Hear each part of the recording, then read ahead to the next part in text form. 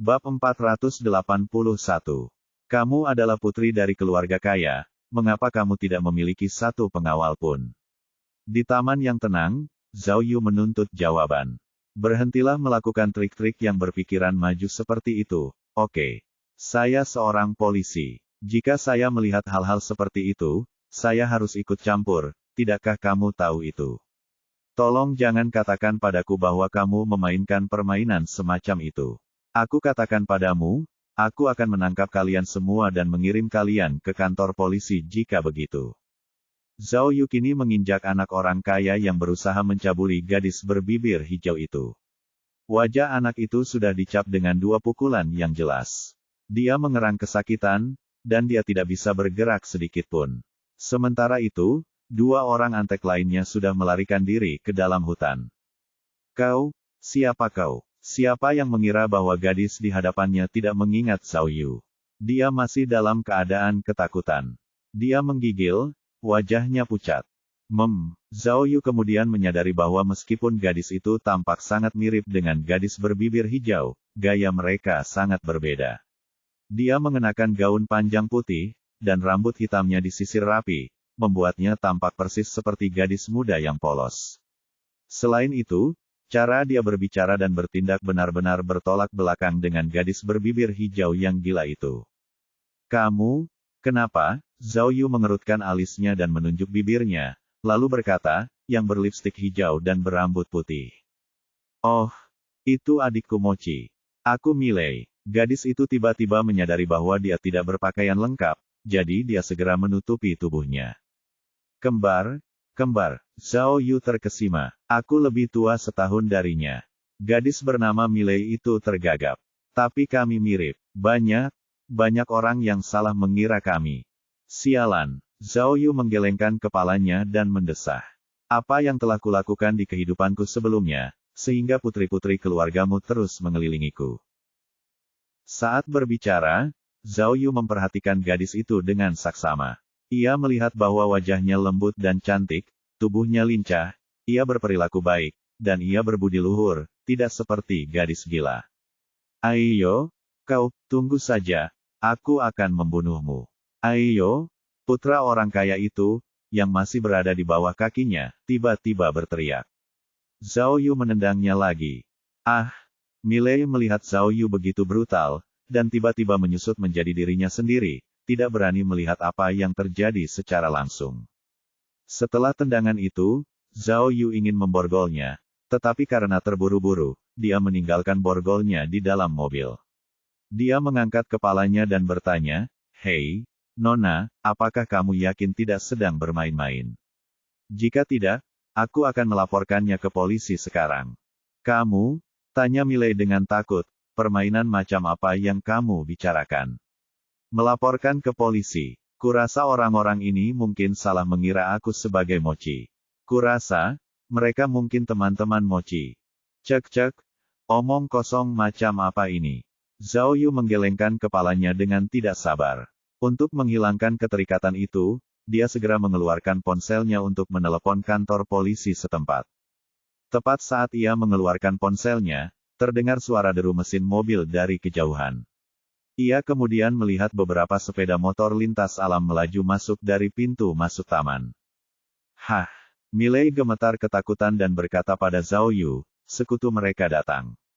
Apa yang harus kulakukan?" Vrum. Suara deru mesin yang keras itu sangat berisik, dan suaranya memekakkan telinga. Sekitar 7 sepeda motor yang sama besarnya berhenti di depan Zhao Yu. Tak perlu dikatakan lagi, mereka pasti berasal dari geng yang sama dengan putra orang kaya itu. Zhao Yu tentu saja tidak peduli dengan orang-orang ini.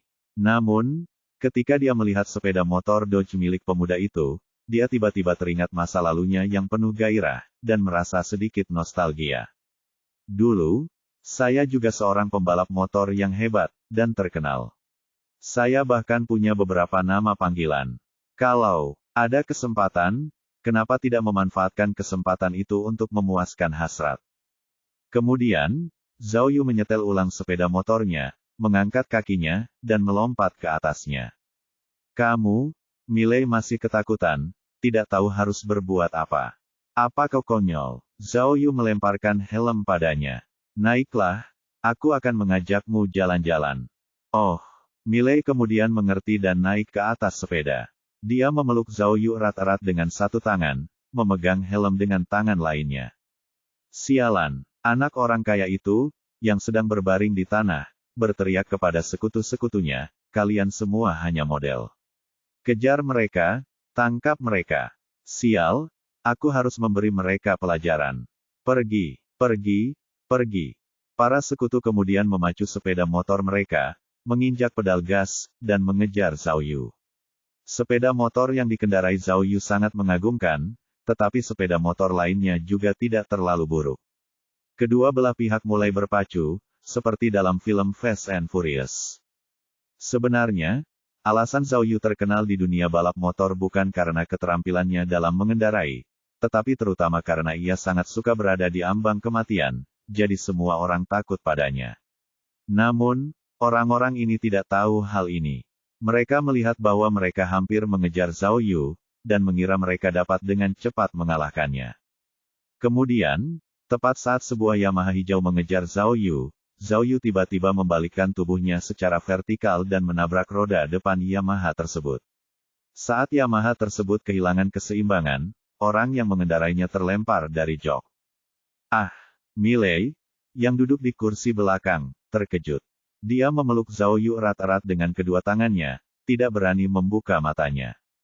Ruang-ruang. Kemudian, sepeda motor lain dengan logo Mercedes-Benz menyusul dari sisi kanan.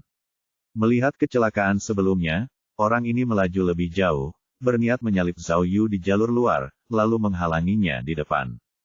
Sial, kau ingin menyalipku. Zhao Yu tiba-tiba memutar balik motornya dan mengendarainya langsung ke arah Benz, sehingga menabraknya.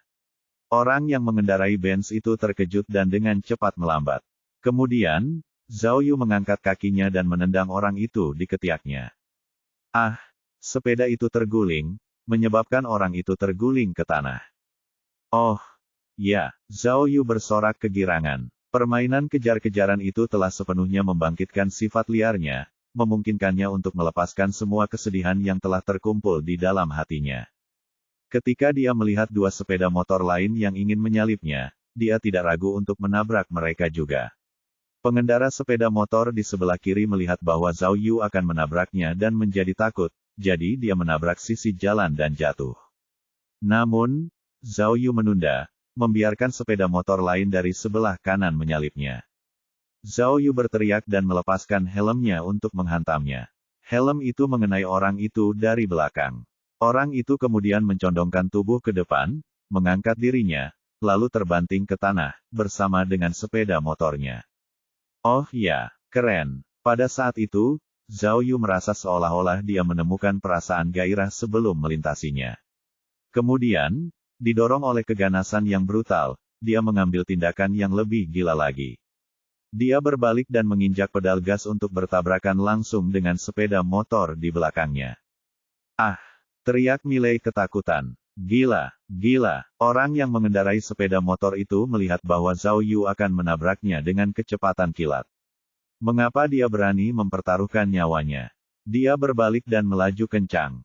Ayo, sayang, ayahmu ada di sini, wahaha. Kecepatan Zhao Yu tidak melambat, dan dia menabrak sepeda motor terakhir. Saat itu, pengendara terakhir sudah ketakutan dan ingin berbalik dan pergi. Namun, Zhao Yu terlalu cepat, dan sudah berada di depan pengendara itu dalam sekejap mata. Tentu saja, Zhao Hu tidak cukup bodoh untuk menabraknya secara langsung. Dia menginjak rem dan rem darurat sebagai gantinya. Jrur, ada kepulan asap, lalu Zhao Yu berbalik lagi dan menabrak sepeda motor orang itu. Dengan satu pukulan, orang itu terlempar bersama sepeda motornya. Iya nih, dengan rem darurat, mobil Dodge milik Zhao Yu berhenti di pinggir jalan dengan stabil.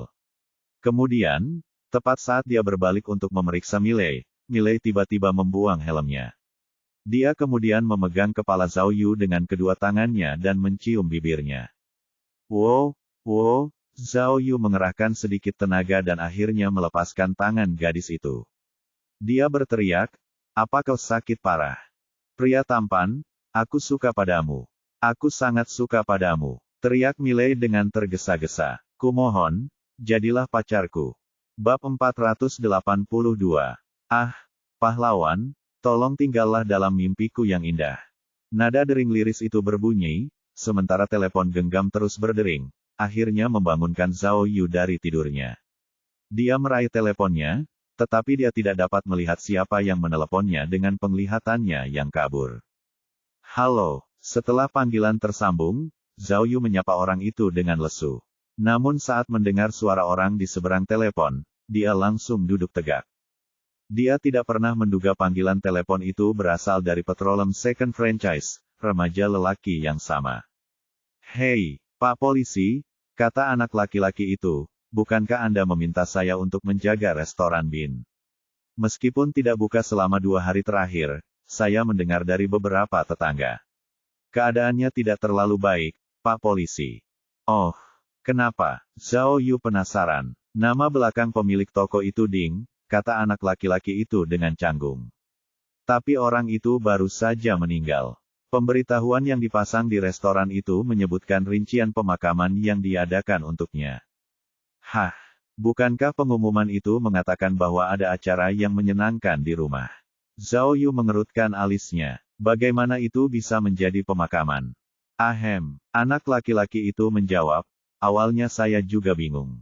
Saya bertanya kepada ibu saya kemudian, dan mengetahui bahwa itu adalah budaya yang mereka praktikkan di kampung halaman mereka di Tongyang. Itu adalah pemakaman bagi seseorang yang telah mencapai usia lanjut, untuk menangkal segala ketidakbahagiaan dengan sukacita. Jadi, begini, menurut salah satu tetangga, setelah Ding yang sudah tua selesai mengurus pemakaman, sisanya bergantung pada putranya. Putranya dapat mengambil alih dan menjadi kepala koki, tetapi itu akan tergantung pada apakah ia bersedia untuk terus menjalankan restoran atau tidak. Oh, aku mengerti. Bantu aku mengawasi ini. Kalau ada orang di restoran, beritahu aku, kata Zhao Yu, lalu menutup telepon. Zhao Yu mula-mula menghela napas berat, lalu meregangkan tubuhnya. Aduh, dia tidak pernah menyangka akan menerima berita suram seperti itu di awal hari yang baru. Zhao Yu memeriksa catatan kasus tersebut.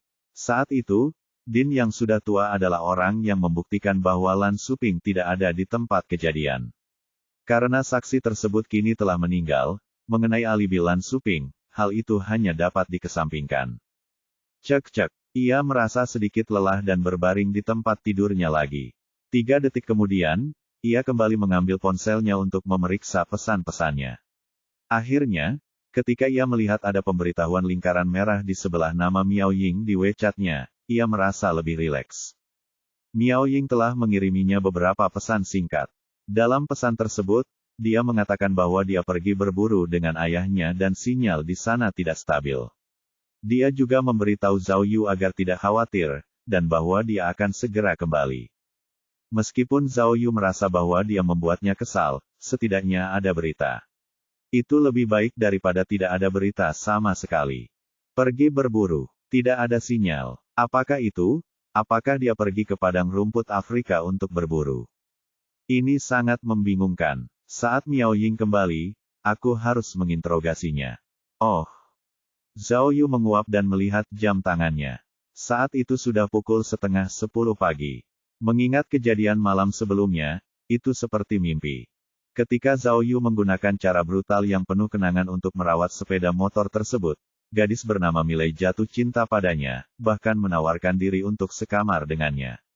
Lupakan fakta bahwa Zhao Yu memiliki Miao Ying, dia tetap tidak akan pernah terlibat dengan gadis seperti itu.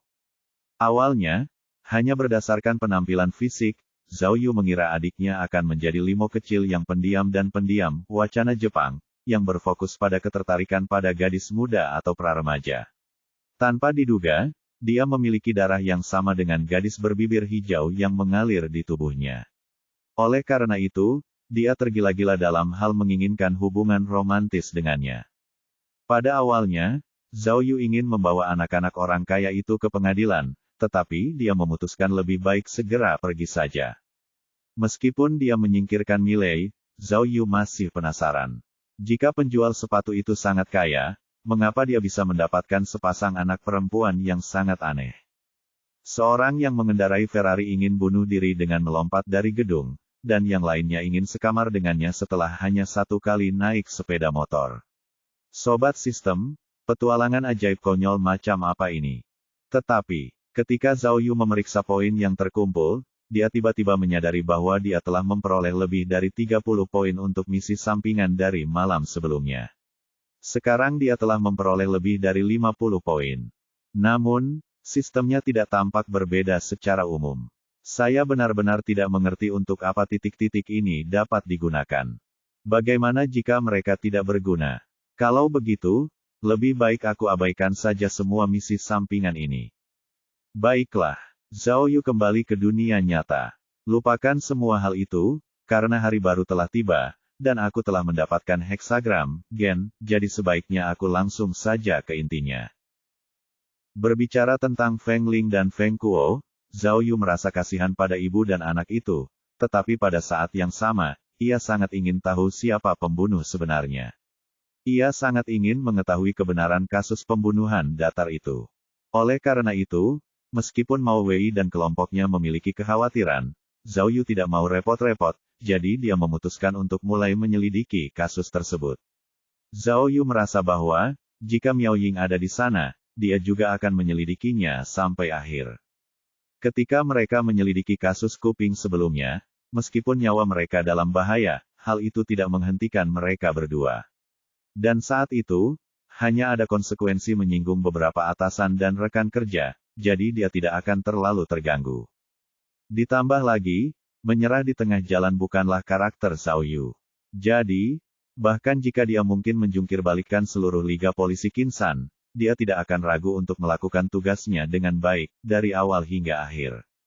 Tentu saja, Zhao Yu sangat cepat tanggap. Dia tahu bahwa akan sulit untuk membalikkan keputusan, jadi dia tentu tidak akan pergi ke moncong senjatanya sendiri.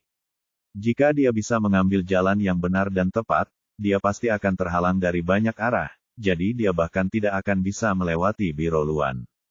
Jadi, dia memutuskan untuk memilih strategi yang mantap, seperti yang dia lakukan saat menyelidiki kasus kuping.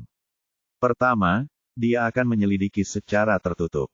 Kemudian, ketika ada tanda-tanda hasil positif, dia akan mengungkapkannya kepada publik. Saat itu, ketika sudah ada bukti konklusif, dadu akan dilempar. Bahkan pejabat tinggi, seperti Kepala Biro Hong, tidak akan bisa menghindarinya, tetapi hanya bisa mengakui kesalahannya saat itu. Namun, Zhao Yu tahu bahwa tidak akan semudah itu untuk menyelidiki kasus tersebut. Meskipun tidak serumit kasus Mianling, tetap saja ia harus mengerahkan seluruh tenaganya, jika ia benar-benar ingin mengungkap kebenarannya. Lalu, dari mana saya harus memulai? Zhao Yu bahkan tidak repot-repot mencuci mukanya, tetapi mengambil kursi dan duduk. Dia mulai membuat catatan di buku catatannya. Jika dia benar-benar ingin membalikkan putusan untuk Feng Kuo, itu akan membutuhkan sejumlah besar informasi. Pertama, mengenai 2 tersangka utama, ia harus mengorganisasikan informasi mereka. Kemudian, ia harus menyelidiki secara menyeluruh keluarga dan hubungan manusia mereka, untuk melihat apakah ada agenda tersembunyi lainnya terkait hubungan Feng Kuo dan Lan Shuping. Kedua, ia harus menyelidiki latar belakang korban yang meninggal, Liu Jiao, untuk melihat apakah ada tersangka lain di sekitarnya. Ketiga, ia harus mempelajari kembali bukti-bukti dengan saksama, termasuk tempat kejadian perkara dan laporan otopsi Liu Jiao. Akhirnya, ia harus berbicara dengan semua orang yang terkait dengan kasus tersebut, termasuk para saksi, petugas polisi yang terlibat, ilmuwan forensik, anggota tim produksi dan seterusnya. Di buku catatan, Zhao Yu membuat sketsa seluruh rencana. Begitu ada kebutuhan, dia bahkan tidak akan ragu untuk mencari Kepala Biro Hong untuk mengetahui lebih lanjut tentang situasinya. Sebelum perencanaan terperinci selesai, Zhao Yu tahu bahwa ia tidak akan mampu menangani beban kerja yang begitu besar sendirian. Jadi, ia perlu mencari bantuan. Tentu saja, bantuan sudah siap. Selama makan malam perayaan, Li Beini dan Liang Huan jelas berada di pihak yang mendukung pembatalan putusan, sehingga kedua orang ini dapat membantunya dalam penyelidikan. Seperti yang diharapkan, setelah Zhao Yu menelepon mereka, mereka berdua sangat senang. Mereka tidak hanya langsung setuju, mereka bahkan membagi pekerjaan saat itu juga, hanya agar mereka bisa langsung mengerjakannya. Kemudian, papan tulis yang digunakan untuk analisis kasus tentu saja tidak bisa berada di kantor, tetapi dipindahkan ke rumah Zhao Yu. Seiring dengan bertambahnya informasi di papan tulis, ia dengan cepat masuk ke dalam tahap investigasi. Zhao Yu sekarang merasa percaya diri, dan bergumam pada dirinya sendiri, selama 10 tahun, kau pembunuh, akan kulihat apakah kau masih bisa bersembunyi di bawah radar. Bab 483. Pukul 4 sore, di pusat penahanan cabang Rongyang. Karena penyakitnya yang dideritanya, Feng Lin tampak lebih kurus dan lesu. Namun, ketika dia melihat orang di depannya adalah Zhao Yu, dia menjadi sangat emosional sehingga dia bangkit dari kursi rodanya dan meraih lengan Zhao Yu. Polisi, apakah Anda detektif ajaib, Zhao Yu? Tolong, Kuo kami tidak bersalah, dia sudah dipenjara selama 10 tahun. Anda tidak bisa membiarkannya tetap di balik jeruji besi selama sisa hidupnya. Polisi, tolong bantu saya, tolong. Kedua petugas penjara segera maju untuk menyeret Feng Lin ke kursi interogasi. Guru Feng, harap tenang dulu, Zhao Yu mengernyitkan alisnya dan berkata. Saya datang menemui Anda hari ini untuk mengetahui situasinya. Mengenai pembatalan putusan, Zhao Yu tidak tahu bagaimana cara menyampaikan bagian kedua kalimatnya. Petugas polisi Zhao Yu, aku tahu kau detektif ajaib di cabang Rongyang. Kau bahkan bisa memecahkan kasus Mianling dan kasus tangan terpotong. Jadi, seharusnya sangat mudah bagimu untuk memecahkan kasus anakku. Kumohon, aku. Berbicara tentang titik lemahnya, Feng Lin tidak bisa menahan air matanya, tetapi mulai meratap, ini salahku. Ini semua salahku. Aku membuat Kuo menderita. Ini salahku. Feng Lin sangat emosional saat itu. Saat dia menangis sekeras-kerasnya, dia hampir kehilangan kendali. Guru Feng, Zhao Yu menasihati dengan canggung, aku tahu tentang situasimu, tetapi jika kamu terus bersikap emosional, aku tidak dapat membantu, bahkan jika aku ingin melakukannya. Wow, mendengar apa yang dikatakan Zhao Yu, Feng Lin pun menahan tangisnya, namun dia tidak dapat berhenti menangis sejadi-jadinya. Saya ingin tahu mengapa Anda begitu yakin bahwa Lan Suping adalah pembunuhnya. Tanya Zhao Yu, apakah itu benar-benar semata-mata karena dia cemburu pada Feng Kuo, dan dia adalah pengagum rahasia Liu Jiao. Selain itu, jika itu nyata, mengapa Lan Suping tidak membunuh putra Anda secara langsung?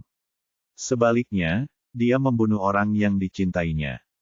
Senjata, kata Feng Lin. Karena mereka dekat, Lan Suping selalu datang ke rumah kami, jadi dia sangat mengenal semua hal di rumah kami.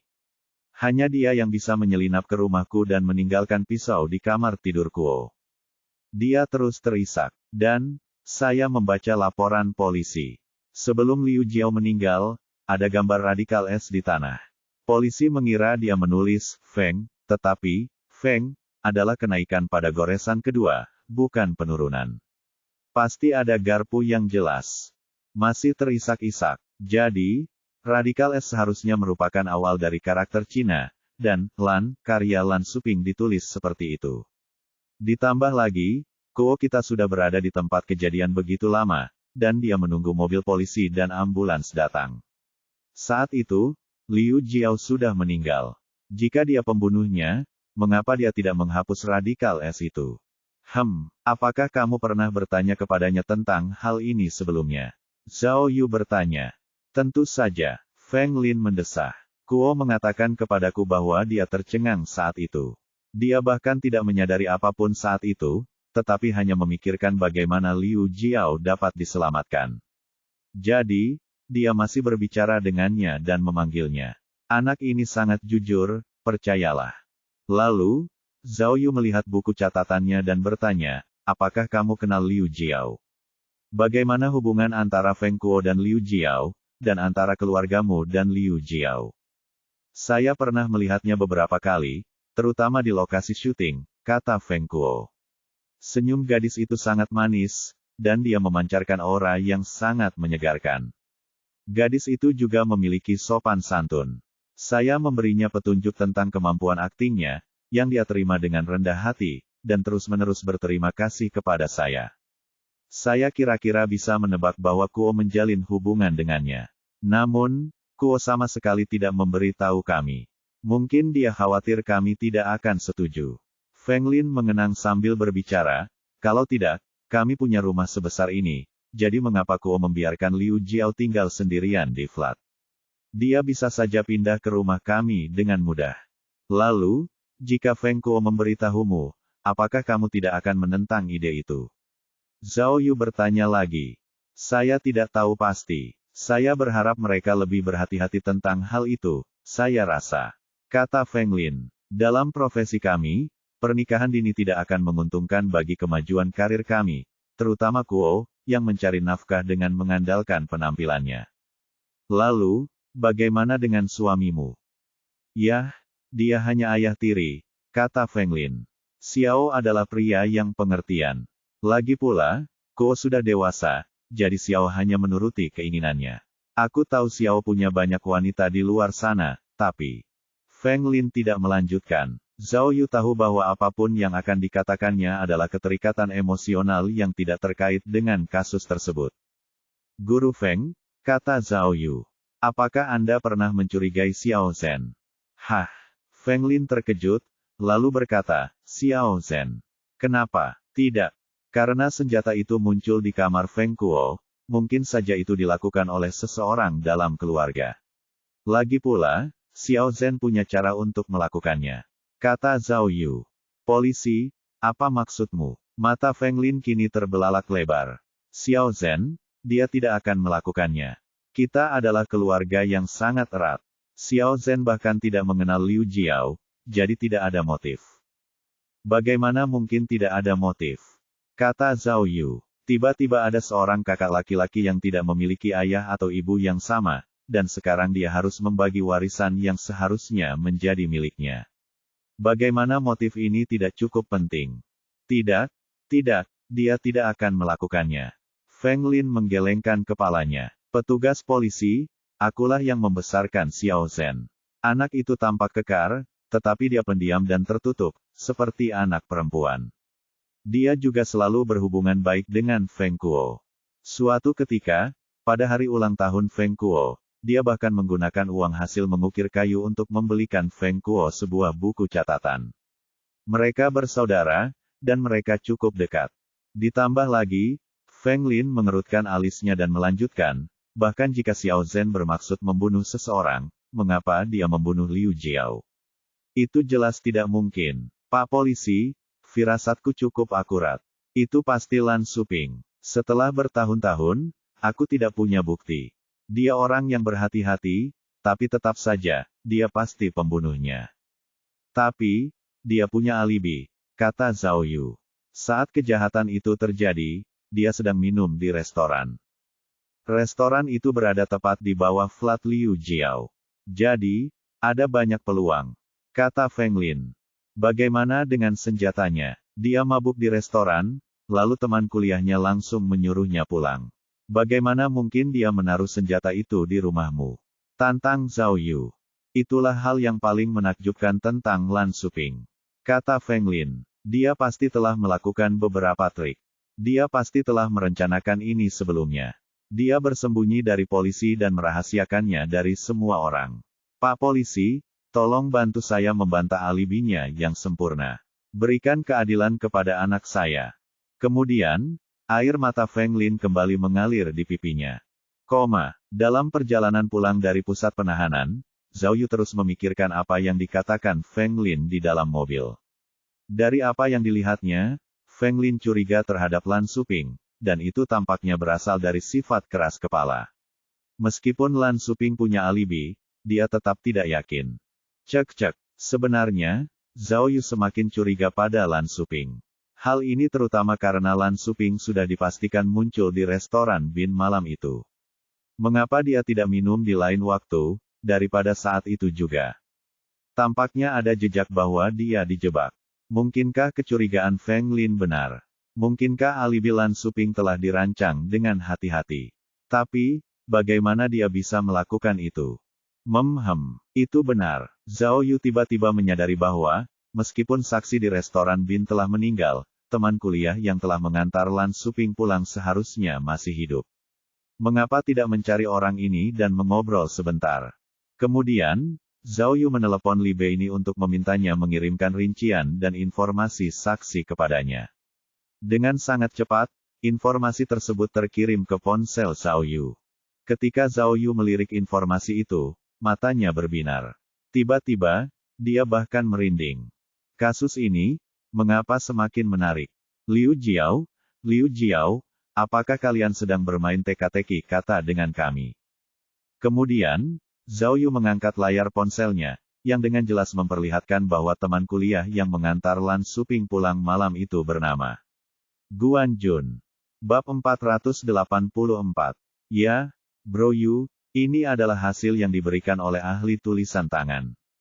Hu Bin, yang berasal dari Departemen Forensik, memberitahu Zhao Yu melalui telepon, dia telah mempertimbangkan posisi, tinggi, kekuatan, dan sebagainya dari almarhum. Mereka 100% yakin bahwa almarhum meninggalkan bekas es, yaitu karakter Cina dengan dua goresan yang tampak seperti dua tetes air. Baiklah, aku mengerti, Hu Bin, aku hanya sedang menyelidiki dengan santai sekarang. Jadi, tolong simpan ini untuk dirimu sendiri dan beritahu ahli tulisan tangan untuk tutup mulut juga. Zhao Yu mendesak. Jangan khawatir, Bro Yu. Aku tidak akan melakukannya, Hu Bin menjamin. Zhao Yu lalu bertukar beberapa patah kata lagi dengannya sebelum menutup telepon. Saat itu, langit sudah gelap. Zhao Yu duduk di mobil Land Rover-nya, menyalakan lampu mobil, dan mulai mencatat di buku catatannya. Kali ini, semuanya menjadi lebih rumit. Yang mengejutkannya, Zhao Yu melihat bahwa nama keluarga teman kuliah Lan Suping adalah Guan. Guan, sama seperti Lan, memiliki radikal S di atas huruf Ba. Oleh karena itu, fakta tersebut kemudian mengalihkan perhatian Zhao Yu kembali ke teman kuliahnya. Karena, Guan, memiliki radikal S. Apakah ini hanya kebetulan? Atau, mungkinkah Guan Jun adalah pembunuhnya?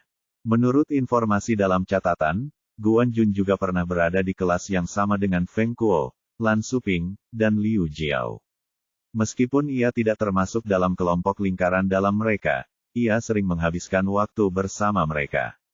Yang lebih penting, Guan Jun adalah salah satu anggota kru di tim produksi yang telah melakukan syuting di Kinsan saat itu. Oleh karena itu, ia terkadang memainkan peran kecil dalam film tersebut. Selain itu, Guan Jun juga berasal dari Kinsan dan tinggal di Kabupaten Fengling. Karena ia dekat dengan Lan Suping, saat ia bekerja di tim produksi, ia tinggal bersama Lan Suping di rumahnya. Meskipun Zhao Yu tidak tahu sama sekali tentang situasi sebenarnya dari orang ini, melihatnya dari sudut pandang namanya yang memiliki unsur radikal S, orang ini kini menjadi sangat mencurigakan. Mendesah. Kepala Biro Hong, pikir Zhao Yu, aku heran bagaimana Kepala Biro menutup kasus itu saat itu. Ada begitu banyak petunjuk lain yang harus diselidiki. Ada juga begitu banyak orang dengan nama yang memiliki radikal S. Namun, dia telah menutup kasus itu begitu cepat. Bukankah ini agak konyol? Ada hal lain yang perlu dipertimbangkan. Menurut penjelasan Hu Bin, garis S yang ditulis dengan darah, goresannya kemungkinan besar mewakili bagian atas karakter, bukan bagian samping. Dengan kata lain, kemungkinan noda darah itu menunjuk ke Feng Kuo sangat rendah. Sebaliknya, berdasarkan pertimbangan ini, Lan, dan Guan, menjadi jauh lebih mencurigakan. Namun, masih belum diketahui apakah radikal S itu sebenarnya merujuk pada Lan Suping atau Guan Jun, atau bahkan orang lain. Zhao Yu membaca kesaksian Lan Suping sebelumnya. Dalam catatan, ia mengatakan bahwa ia mulai minum di Bin Restaurant pada pukul 7, sebelum Guan Jun datang untuk bergabung dengannya sekitar pukul 8:30. Kemudian, mereka minum bersama hingga pukul 12. Konon Lan Suping minum terlalu banyak malam itu. Jadi, saat dia pergi, Guan Jun hampir harus menggendongnya pulang. Dulu, Polisi pernah bertanya kepada Lan Suping mengapa dia pergi ke restoran itu untuk minum, karena rumahnya sendiri cukup jauh dari sana. Ditambah lagi, mereka bertanya tentang alasannya minum sendirian. Jawaban Lan Suping mengenai minum-minuman itu adalah bahwa ia sedang tidak dalam suasana hati yang baik hari itu. Pertama, itu karena Liu Jiao dan Feng Kuo. Kedua, itu karena ia sedang kesal selama syuting, karena ia dikucilkan oleh aktor-aktor lainnya. Alasan dia memilih restoran itu semata-mata karena lokasinya yang sangat dekat dengan lokasi syuting. Ditambah lagi, dia sedang kekurangan uang malam itu, jadi dia hanya bisa menenggelamkan kesedihannya dengan minuman dari restoran yang lebih murah. Cek. Zhao Yu melihat informasi yang tercatat di buku catatannya dan mulai memikirkan kemungkinan kesimpulan. Karena munculnya Guan Jun sebagai tersangka baru, hal pertama yang terpikir olehnya adalah mencoba mencari tahu bagaimana dan mengapa Guan Jun mungkin menjadi orang yang membunuh Liu Jiao. Apakah karena dia menyimpan dendam terhadap Liu Jiao atau Feng Kuo? Guan Jun tiba di restoran sekitar pukul 8:30. Itu hampir bersamaan dengan saat Liu Jiao dibunuh. Apakah dia membunuhnya lalu bergabung dengan Lan Suping untuk minum, hanya untuk membuktikan bahwa dia tidak ada di tempat kejadian perkara? Tapi, bagaimana kita menjelaskan tentang senjata yang muncul di kamar tidur Feng Kuo? Dalam waktu sesingkat itu, mustahil baginya untuk bergegas ke rumah Feng Kuo untuk meninggalkan pisau di sana, lalu kembali. Mungkinkah, ketika dia minum, pisau itu bersamanya sampai dia mengirim Lan Suping yang mabuk pulang? Lalu, mungkin dia pergi ke rumah Feng Kuo untuk menjebaknya. Tapi, saat itu, Xiao Guofeng dan Xiao Zhen sudah kembali ke rumah. Apakah dia cukup berani untuk mengambil risiko sebesar itu, saat mereka masih di rumah? Hai, tiba-tiba sebuah ide muncul di kepala Zhao Yu. Dia bertanya-tanya apakah Lan Suping dan Guan Jun akan melakukan pembunuhan kooperatif. Sama seperti Feng Lin, yang telah menemukan Mei Fang dan suaminya untuk membantunya dalam kejahatannya, akankah Lan Suping merekrut temannya, sehingga menyeret Guan Jun bersamanya? Atau mungkin dalang dari pasangan itu adalah Guan Jun. Atau mungkin keduanya bekerja sama untuk membunuh Liu Jiao bersama. Skenario lainnya bisa saja terjadi, jika Lan Suping sama sekali tidak mabuk, dan mereka berdua tidak pulang setelah minum, tetapi pergi ke rumah Feng Kuo untuk meninggalkan senjata guna menjebak Feng Kuo. Cek, itu masih tidak masuk akal. Zhao Yu menggelengkan kepalanya, karena menurut kesaksian pemilik restoran, Lan Suping dan Guan Jun minum hingga tengah malam sebelum mereka pergi. Saat itu, pasangan Xiao, ayah dan anak, sudah tiba di rumah setelah mengantarkan barang. Jika dia ingin menyelinap ke rumah Feng Kuo untuk meninggalkan senjata untuk menjebak Feng Kuo, itu akan sangat berisiko. Ditambah lagi, pembingkaiannya agak janggal. Jika sidik jari Feng Kuo ada di belati itu, mengapa dia tidak melemparkan belati itu ke tempat kejadian perkara? Bahkan di suatu tempat di semak-semak pun bisa. Jadi, ketika polisi menemukannya, Feng Kuo akan menjadi tersangka utama. Jika ditangani dengan cara ini, efek pembingkaiannya akan jauh lebih baik.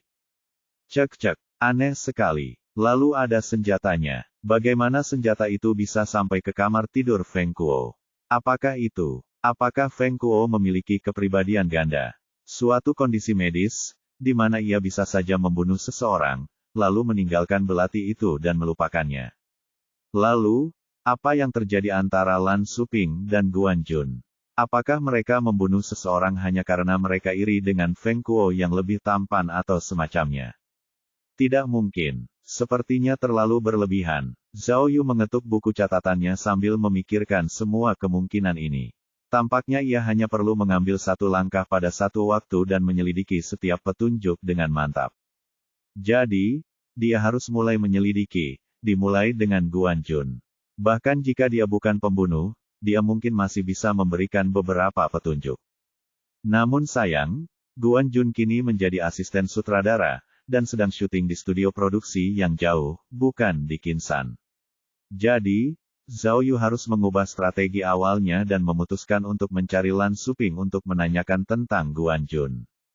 Tepat saat ia menyalakan mesin mobil, teleponnya berdering. Itu adalah remaja yang menangkap jangkrik. Hei, polisi. Remaja laki-laki itu tampak sangat gembira. Restoran Bin sudah buka. Aku baru saja melihat mereka membuka tokonya. Kau mau datang? Bab 485. Saat itu pukul 7 malam. Langit baru saja mulai gelap, saat Zhao Yu tiba di restoran Bin, yang terletak tepat di luar apartemen Waralaba Petroleum Second. Bro, kamu berencana untuk meneruskan usaha toko ini? Remaja yang sedang menangkap jangkrik itu bertanya kepada pria paruh baya di seberangnya. Nama remaja itu adalah Zhao Ziyue dan dia baru berusia 19 tahun. Pria parubaya yang sedang memotong daging adalah bos saat ini, Ding muda, yang merupakan putra Ding yang sudah tua. Zhao Yu berdiri di belakang Zhao Ziyue, melihat-lihat sekeliling toko. Tentu saja, kalau tidak, apakah aku harus mengemis? Kita harus bergantung pada toko untuk mencari nafkah. Pria parubaya itu tersenyum jujur. Jangan khawatir, aku telah bekerja di toko ini selama belasan tahun dan telah mempelajari trik-trik perdagangan di bawah asuhan ayahku. Hehehe. Ini polisi, dia punya beberapa pertanyaan untukmu. Kemudian, Zhao Ziyue menunjuk ke arah Zhao Yu. Zhao Yu segera menunjukkan kartu identitas polisinya dan bertanya pada saat yang sama, saya datang ke sini untuk bertanya tentang kasus pembunuhan apartemen di Petroleum Second Franchise yang terjadi 10 tahun yang lalu. Pada tepat saat Zhao Yu mengatakan ini, ada keributan kecil yang terjadi di seberang ruangan di restoran itu. Zhao Yu menoleh dari sudut matanya dan melihat seorang wanita paruh baya yang mengenakan celemek. Rupanya, dia baru saja menjatuhkan tusuk sate domba ke tanah. Cek-cek, si bos, Ding muda, tiba-tiba memasang wajah datar dan berteriak, dasar tukang boros, tidak bisakah kau lebih berhati-hati? Ceroboh sekali, tidak masuk akal. Cepat cuci saja di wastafel. Wanita itu segera mengambil tusuk sate itu dan berlari ke belakang untuk mencucinya di wastafel. Karena telah bekerja sebagai detektif polisi selama ini, Zhao Yu sangat jeli, jadi dia telah memperhatikan wanita itu sebelumnya. Dia tenang dan tenang. Bahkan, dia menyenandungkan sebuah lagu sambil membuat tusuk sate. Tetapi, tepat saat dia mengangkat kasus pembunuhan apartemen di antara kelompoknya, dia tiba-tiba menjadi gelisah dan tidak fokus, dan tepat pada saat itulah dia menjatuhkan tusuk sate itu ke tanah. Hai, mungkinkah wanita ini mengetahui sesuatu? Pak polisi, permisi. Itu baru istri saya. Bos itu melanjutkan obrolannya dengan santai. Tadi Anda tanya apa? Bagaimana dengan kasus pembunuhan ini? Ia berpikir sejenak, lalu berkata cepat, apakah ini tentang seorang gadis yang meninggal? Jangan bahas itu, kami bahkan tidak bisa buka usaha selama sebulan setelah semua itu terjadi. Ayah saya sangat cemas. Kenapa Anda bertanya? Saya memeriksa catatan itu, dan ada kesaksian ayahmu, yang mengatakan bahwa orang itu, saat Zhao Yu berbicara, dia menyerahkan foto Lan Suping kepadanya. Ini tersangka. Ayahmu mengatakan bahwa orang ini minum-minum di restoranmu malam itu, dari pukul 7 sampai lewat tengah malam. Sekarang, saya hanya ingin bertanya, apakah kamu tahu tentang ini? Saya tidak tahu apa-apa tentang ini. Jawab bos tanpa berpikir panjang. Sejujurnya, Pak Polisi, pada hari yang disebutkan dalam kasus pembunuhan itu, saya bertengkar hebat dengan ayah saya, jadi saya tidak ada di restoran malam itu. Jadi, hal-hal yang Anda ceritakan sekarang, tidak ada yang membicarakannya dengan saya sebelumnya. Tapi, tunggu sebentar, istri saya ada di sana. Dia menghabiskan waktu lebih lama di toko, bahkan lebih lama dari saya. Sang bos kemudian berbalik dan berteriak ke seberang ruangan, istriku, kemarilah, polisi ingin menanyakan sesuatu padamu. Wanita itu menaruh tusuk daging kambing itu di lemari es dan menyekat tangannya dengan celemeknya. Kemudian, dia berjalan dengan cemas, bahkan tidak berani mengangkat kepalanya. Apa ini? Sial, lihat dirimu sendiri. Kenapa kamu begitu gugup? Bos itu menyadari ada yang aneh pada istrinya dan berkata, tidak perlu khawatir, polisi itu hanya ingin bertanya kepadamu tentang beberapa hal. Zhao Yu mengulangi apa yang dia katakan sebelumnya kepada bosnya, dan wanita itu dengan cepat menjawab dengan tergagap, aku tidak ingat lagi. Apa-apaan ini? Seru Zhao Ziyue dengan frustrasi, bahkan Zhao Ziyue bisa tahu ada yang tidak beres sekarang, apalagi Zhao Yu. Dia segera bertanya, Kak, ini kasus pembunuhan. Aku mengingatnya dengan baik, meskipun aku masih anak-anak saat itu. Ditambah lagi, tersangka ada di tokomu malam itu, jadi bagaimana mungkin kau bisa lupa? Tepat sekali. Dan kenapa kamu gugup? Teriak bos. Lagi pula kamu bukan pembunuhnya. Cepatlah, kamu masih harus membuat pangsit nanti. Aku benar-benar tidak ingat. Katanya tergagap. Saat itu, ayahnya yang paling banyak berbicara dengan para pelanggan, jadi bagaimana aku bisa mengingat mereka? Zhao Yu menatapnya dengan saksama dan merenungkan kata-katanya. Wanita ini pasti menyimpan rahasia dalam benaknya, yang kemungkinan besar terkait dengan kasus pembunuhan ini. Mungkinkah tragedi Liu Jiao terkait langsung dengan restoran ini? Mendesah. Kemudian, Zhao Yu menghela napas panjang dan memainkan triknya yang cerdik. Ia segera mengeluarkan ponselnya dan berkata kepada istrinya, Kak, sebaiknya aku jelaskan kepadamu. Kasus ini memiliki perkembangan baru. Sekarang, polisi menduga bahwa orang ini mungkin adalah pembunuh yang sebenarnya. Jadi, kesaksian yang diberikan keluargamu saat itu sangat penting. Aku harus mengonfirmasinya kepadamu. Saya katakan, ini adalah kehidupan manusia yang sedang kita bicarakan. Jika Anda gagal melaporkan apa yang Anda ketahui, Anda akan bertanggung jawab secara hukum. Jika orang ini adalah pembunuhnya, dan keluarga Anda memberikan kesaksian palsu, maka Anda semua akan dijebloskan ke balik jeruji besi. Istri bos tampak ketakutan. Karena kemampuan mengancam Zhao Yu yang tajam, dia tiba-tiba tertegun. Dia mengepalkan tangannya erat-erat dan membungkuk dalam-dalam, lalu berkata kepada Zhao Yu, petugas polisi, itu tidak ada hubungannya denganku. Itu hanya ayah mertuaku. Apa? Mendengar jawaban istri bos, Zhao Yu terkejut. Sialan, apa yang terjadi? Bos itu terkejut, mulutnya menganga. Dia melepaskan pisau dapur dan bertanya dengan keras, ayahku, dia, apa? Istri bos tampak kesal ketika menjawab, ayahmu pelupa. Tidakkah kalian semua tahu itu? Meskipun itu 10 tahun yang lalu, dia sudah mengalami gejala saat itu. Ketika dia memasak, dia selalu lupa memasukkan bahan ini atau itu. Jika bukan karena aku, toko kami pasti sudah tutup sejak lama. Tidakkah kalian tahu itu? Apa yang dikatakannya membuat bosnya bingung. Dia menggelengkan kepala dan bertanya, istriku, kita sedang membicarakan kasus pembunuhan. Mengapa kamu menyinggung soal ayah yang pelupa? Istri bos itu menghentakkan kakinya dan berkata, Pak polisi, orang di telepon Anda memang datang ke sini untuk minum malam itu. Dia hanya memesan hidangan dingin dan 10 tusuk daging kambing, tetapi dia minum beberapa gelas bir. Dia peminum yang sangat baik. Kak, bisakah kita langsung ke intinya? Zhao Yu merasa cemas sekarang. Pada hari ketiga, setelah pembunuhan, polisi datang untuk memeriksa kami. Istri bos melanjutkan, mereka bertanya apakah orang yang ada di ponselmu itu datang untuk minum di tempat kami.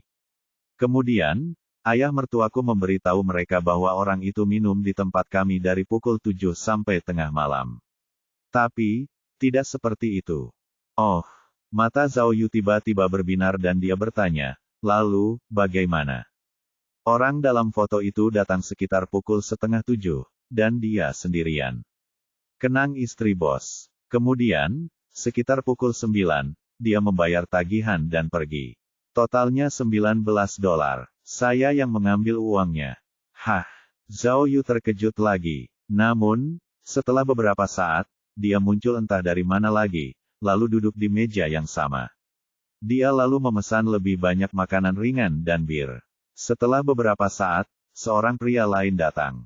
Mereka berdua minum bersama hingga tengah malam. Ketika mereka pergi, kedua pemabuk itu terhuyung-huyung dan bicaranya tidak jelas. Saya khawatir mereka tidak akan bisa pulang. Tapi, ini bukan salah ayahku. Kata bos. Ayahku tidak memiliki ingatan yang baik.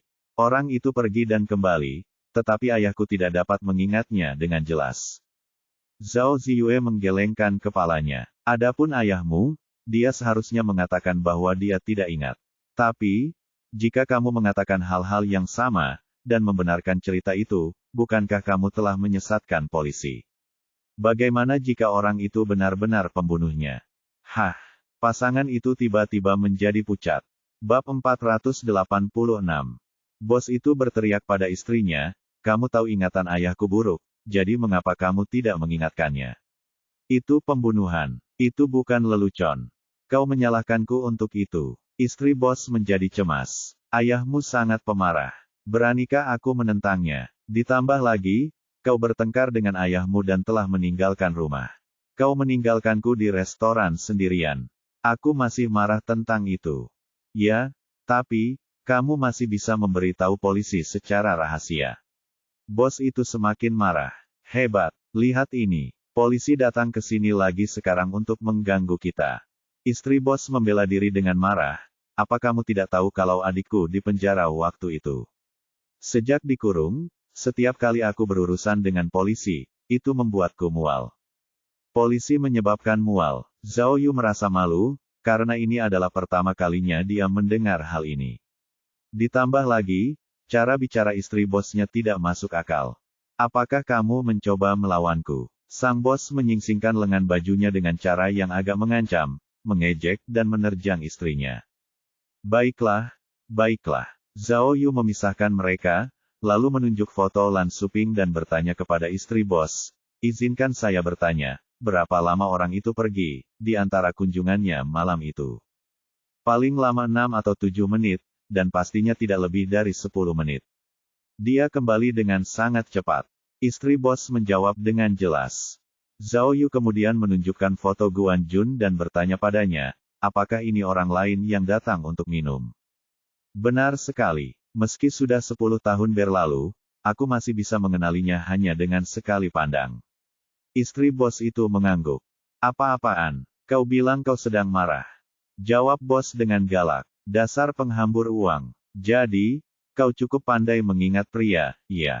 Hei, diam kau. Zhao Yu berteriak, membuat bosnya ketakutan, dan dia pun segera menutup mulutnya. Zhao Yu lalu bertanya lagi kepada istri bosnya, ketika lelaki itu kembali lagi, apakah kamu yakin bahwa mereka berdua tidak pergi lagi? Ya, istri bos juga ketakutan dengan kemarahan Zhao Yu yang membara, jadi dia menjawab dengan cepat. Dulu, toilet itu hanya gudang yang terbuat dari batu bata. Itu terlihat oleh kami. Meskipun mereka pergi ke toilet, mereka langsung kembali, dan sangat cepat. Konyol, bos itu tak kuasa menahan diri untuk tidak menyela lagi. Kamu bahkan mengintip saat orang-orang pergi ke toilet. Ah! Zhao Yu menendang dengan cepat dan menjatuhkan bosnya ke pintu. Ah! Melihat dia memegang perutnya dan meringkuk seperti bola, bahkan Zhao Ziyue pun ketakutan, apalagi istri bosnya. Dasar bocah tolol, apa susahnya sih tutup mulut. Kemudian, Zhao Yu mengangkat telepon genggamnya dan bertanya kepada istri bosnya, apa kamu yakin hanya mereka berdua yang minum? Apa mereka benar-benar mabuk? Mereka benar-benar mabuk, kata istri bos. Mereka minum banyak sekali. Saya sudah bekerja di restoran itu selama bertahun-tahun, jadi saya tahu siapa yang benar-benar mabuk dan siapa yang tidak. Pak polisi, saya tahu saya salah. Tapi, bisakah Anda bersikap lunak, dan tidak memasukkan saya ke balik jeruji besi, tolong. Zhao Yu benar-benar kehabisan kata-kata. Setelah merenungkannya sejenak, dia mengajukan pertanyaan lain kepada bosnya. Antara pukul 8:30 sampai pukul 10 adalah waktu terjadinya kejahatan. Dan, karena itu adalah pintu masuk utama apartemen waralaba kedua, yang berada dalam garis pandang langsung dari bar, Zhao Yu menunjuk pintu dan bertanya, ketika mobil polisi lewat, apakah Anda memperhatikan reaksi mereka? Tidak, bukan seperti itu. Jawab istri bos. Mobil polisi tidak lewat sini, karena mereka masuk lewat pintu belakang. Ditambah lagi, tidak banyak pelanggan hari itu, jadi kami berada di dapur mengerjakan pekerjaan yang menyita waktu. Jadi, kami tidak tahu apa yang terjadi. Kami baru tahu dari tetangga kami dalam perjalanan pulang setelah toko tutup. Zhao Yu bertanya lagi, baiklah. Apakah mereka berdua, setelah minum begitu banyak, berperilaku normal? Cukup normal, kurasa. Istri bos menjawab dengan sedikit canggung. Menurutku, mereka berdua cukup beradab. Meskipun mereka banyak minum, mereka tetap berbicara dengan sopan, meskipun agak cadel. Mereka tidak berteriak atau mengamuk, tidak seperti pemabuk lainnya yang tidak punya standar. Oh, Zhao Yu harus memikirkan semua ini dengan saksama. Pada saat itu, ada sebuah paradoks dalam benaknya. Ini masih tidak mungkin benar. Meskipun Lan Suping pergi sekitar waktu ketika Liu Jiao terbunuh, dia masih tidak bisa menjelaskan pisau itu. Jika Lan Suping atau Guan Jun telah membunuh seseorang, bagaimana mereka bisa menaruh pisau di rumah Feng Kuo? Ditambah lagi, jika mereka berdua melakukan pembunuhan secara kooperatif, mengapa mereka memilih untuk minum di sana dengan tenang hingga tengah malam? Seluruh kejadian itu tidak masuk akal, juga tidak sesuai dengan gambaran umum pembunuhan. Saat itu, mereka masih muda, berusia 20 tahun. Kalau mereka benar-benar membunuh seseorang, mereka pasti akan sangat gugup. Bahkan jika mereka minum di bar untuk menutupi dan memberikan alibi, kegelisahan mereka pasti masih akan terlihat. Mungkinkah kematian Liu Jiao tidak ada hubungannya dengan Lan Suping dan Guan Jun?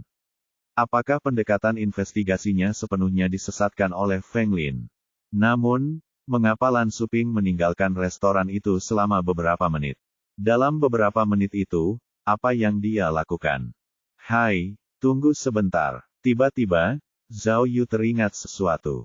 Beberapa hari yang lalu, ketika Lan Suping dipaksa menyerahkan diri di kantor polisi, dia pernah berkata bahwa dia pergi untuk menyatakan cintanya kepada Liu Jiao, tetapi malah dicemooh olehnya. Oleh karena itu, dia marah dan membunuh Liu Jiao secara tidak sengaja. Cek-cek, Zhao Yu berpikir keras tentang apa yang telah dikatakannya. Setelah beberapa saat, dia mengendurkan alisnya yang terkatup rapat. Oh, tampaknya apa yang dikatakan Lan Suping bukanlah cerita yang dibuat-buat. 10 menit kemudian, Zhao Yu mengendarai mobilnya ke kawasan perumahan kelas atas di Kinsan dan menelepon Lan Suping. Lan Suping berjalan keluar dari kawasan perumahan itu dengan sangat cepat dan masuk ke dalam mobil Zhao Yu. Petugas polisi Zhao, apakah Anda mencari saya? Tanya Lan Suping. Ada apa? Mengapa tidak masuk saja ke rumah saya dan duduk? Kami belum mengucapkan terima kasih. Zhao Yu bahkan tidak menjawab, dia hanya melihat keluar jendela. Petugas polisi Zhao. Lan Suping tampak kurang percaya diri. Zhao Yu masih tidak menjawabnya. Kemudian, Lan Suping akhirnya menyadari bahwa ada sesuatu yang tidak beres. Senyum di wajahnya menjadi kaku. Sebenarnya, Zhao Yu mengabaikannya karena dia menggunakan taktik psikologis. Semakin dia diam, semakin Lan Suping akan merasa bersalah. Akhirnya, setelah belasan detik, Zhao Yu berbalik dan berkata dengan tenang, Guru Lan. Sebelum Liu Jiao terbunuh, Anda baru saja pergi ke rumahnya. Katakan padaku, apa yang terjadi di antara kalian berdua? Hah, mendengar itu, Lan Suping menggigil ketakutan dan wajahnya pucat. Guru Lan, Anda orang yang pintar, jawab Zhao Yu dengan tenang. Jika saya tidak percaya diri, saya tidak akan punya waktu untuk bercanda dengan Anda. Saya mengatakan yang sebenarnya sekarang lebih baik daripada mengatakannya kepada semua orang nanti di kantor polisi. Lan Suping sangat gugup hingga sudut bibirnya bergetar. Petugas polisi Zhao, dari mana saya harus mulai? Zhao Yu meliriknya sekilas. Lan, aku berusaha sekuat tenaga untuk membantumu. Lan Suping mengerutkan alisnya dan raut wajahnya berubah, seolah-olah dia sedang berperang secara mental dengan penuh semangat. Namun, dia tetap diam. Zhao Yu jelas tidak ingin memberinya waktu lagi untuk membuat cerita atau rencana palsu. Dia melewati Lan Suping dan mendorong pintu mobil hingga terbuka. Dia kemudian berkata dengan ringan, lupakan saja, keluar saja dari mobil. Selamat tinggal. Jangan, baiklah, Lan Suping terengah-engah dan menelan ludahnya untuk membasahi tenggorokannya. Kemudian, dia berkata, ya, aku mengakuinya. Sebelum Liu Jiao meninggal, aku memang pergi mencarinya. Tapi, petugas Zhao, tolong percayalah padaku. Aku benar-benar tidak membunuh siapapun. Bab, berputar dalam lingkaran. Zhao Yu benar. Lan Suping memang pergi ke tempat Liu Jiao sebelum dia terbunuh. Jadi, Saat itu, ketika dia mengaku di mobil Zhao Yu, Lan Shuping telah mengatakan kebenaran yang sebenarnya. Hari itu, kru produksi ingin merekam adegan tambahan, kata Lan Shuping. Menurut naskah asli, ada satu adegan yang luar biasa dari saya. Namun, adegan itu dikesampingkan oleh pemeran utama pria pertama. Pemeran utama pria pertama itu cukup terkenal saat itu, jadi sutradara benar-benar tidak punya pilihan. Pada akhirnya, saya bahkan tidak bisa menunjukkan wajah saya. Selain itu, dengan dihapusnya adegan saya, pertunjukan menjadi jauh lebih cepat dari jadwal. Bisa dibayangkan betapa sedihnya aku. Jadi, aku ingin mencari tempat untuk minum. Lan Shuping mengangguk dan melanjutkan, aku akui, aku sengaja pergi ke restoran itu karena dekat dengan flat Liu Jiao. Ya, saya masih berharap. Saya tergila-gila pada Liu Jiao dan membayangkan bahwa dia akan berubah pikiran suatu hari nanti. Jadi, itulah sebabnya, sekitar pukul 9 malam itu, saya pergi mencarinya, dengan bantuan alkohol. Lan Shuping menggelengkan kepalanya, seolah-olah dia mencoba menemukan titik awal dalam ingatannya. Saya tahu bahwa Feng Kuo masih bersama tim produksi saat itu, dan bahwa Liu Jiao sendirian di rumah.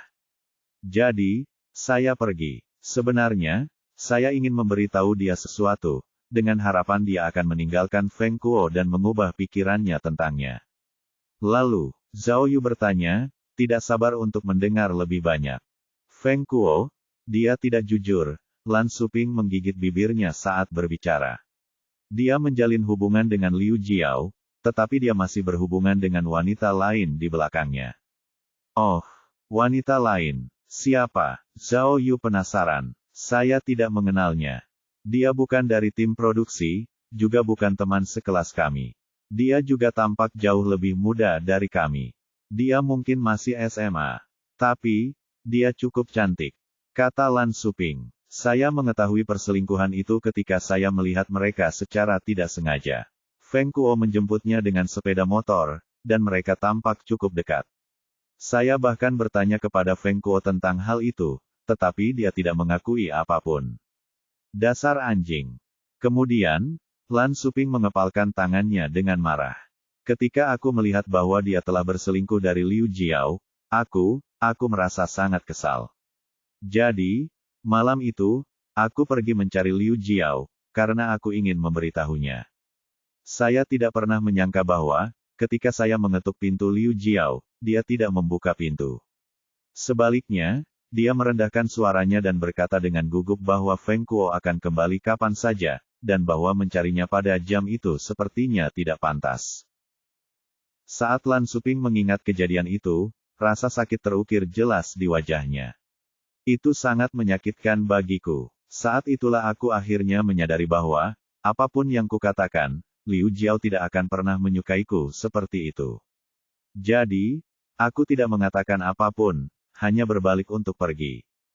Begitu dia selesai berbicara, Lan Shuping tampak seolah beban telah terangkat dari pundaknya. Setelah turun ke bawah, saya benar-benar mengasihani diri sendiri. Jadi, saya kembali ke restoran dan terus minum. Demi Tuhan.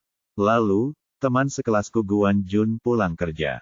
Dia tinggal di tempatku untuk sementara. Karena dia tidak punya kunci untuk membuka pintu, dia meneleponku. Aku menyuruhnya datang untuk minum juga. Bagaimana kami bisa tahu bahwa, saat kami sedang minum, Liu Jiao? Lan Shuping menggelengkan kepalanya dengan emosi dan mendesah. Terkadang, aku menyesali segalanya. Aku jadi bertanya-tanya, jika aku tinggal sedikit lebih lama di rumah Liu Jiao, apakah dia akan baik-baik saja? Zhao Yu merenungkan apa yang baru saja dikatakan Lan Shuping. Hal ini banyak mengubah pikirannya. Meskipun Lan Shuping pergi ke tempat kejadian perkara, yang memang mencurigakan, Zhao Yu tidak mengira bahwa dialah pembunuhnya. Kalau tidak, dia tidak akan mencari Lan Shuping untuk membicarakannya secara langsung. Salah satu alasan utama Zhao Yu mengira dia tidak bersalah atas pembunuhan itu adalah karena pembunuh yang membunuh Liu Jiao telah merencanakannya terlebih dahulu, dan itu dilakukan dengan sangat cepat dan brutal. Namun, sangat jelas bahwa Lan Shuping terikat oleh kasih sayang yang begitu dalam terhadap Liu Jiao. Jika itu dia dia pasti tidak akan bersikap begitu brutal dan penuh perhitungan. Petugas polisi Zhao, Lan Suping menyadarkannya kembali ke masa sekarang. Saat itu usiaku baru sekitar 20 tahun. Ketika aku melihat Feng Kuo ditangkap, aku tidak berani mengatakan apapun. Aku takut, jika aku mengatakan apapun, polisi akan memperlakukanku sebagai pembunuh. Oh, Zhao Yu bergumam, lalu bertanya, lalu, kalau bukan kamu pembunuhnya, menurutmu siapa lagi? Aku benar-benar tidak tahu, kata Lan Suping. Selama ini, kupikir itu Feng Kuo. Aku berasumsi bahwa Liu Jiao mengetahui perselingkuhan Feng Kuo, dan mereka bertengkar. Jadi, Feng Kuo membunuhnya secara tidak sengaja. Lan Suping melanjutkan. Tetapi kemudian, untuk menghilangkan kecurigaan, Feng Kuo melarikan diri dari penjara dan menculik Niu-Niuku. Jika dia adalah pembunuh yang sebenarnya, tentu saja dia tidak akan segila itu. Jadi, pikiran dan kecurigaanku yang semula, tampaknya tidak berdasar. Lalu, apakah menurutmu Guan Jun bisa melakukannya? Zhao Yu tiba-tiba bertanya. Guan Jun. Lan Suping tertegun dan menjawab dengan cepat. Tidak mungkin. Tidak ada alasan baginya untuk menyakitinya. Aku sangat dekat dengan Guan Jun.